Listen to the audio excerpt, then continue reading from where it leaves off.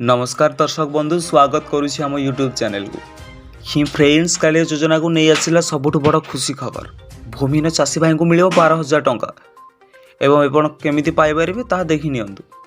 या सहित शुणा मिली कि जहाँकि आपण मैंने शुणिले बहुत खुशी होइजिबे। आपण मैंने जानिथिबे एथर कालिया योजना नियम परिवर्तन करा जाउछि।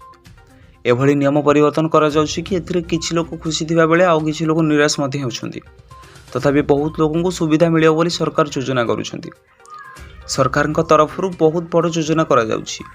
जो लोक मानक खाइबा एवं रहिबा घर मध्य नाही आम मुख्यमंत्री बहुत लोक मानक पई खाइबा एवं रहिबा पई मध्य सुविधा दैछन्ति। आपण माने जानिथिबे कालिया योजना रे दुईटी इंस्टॉलमेंट माध्यम रे टंकाटी दिया जायताय।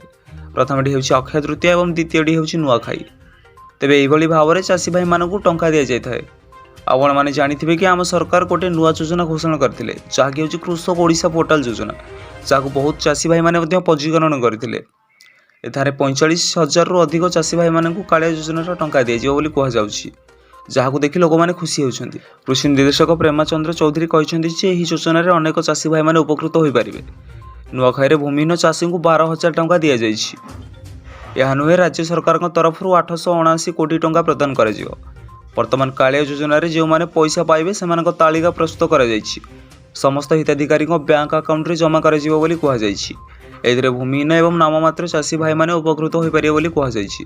वर्तमान एथर नाममात्र चाषी भाई मानक पई सुविधा जोगाई दैछन्ति।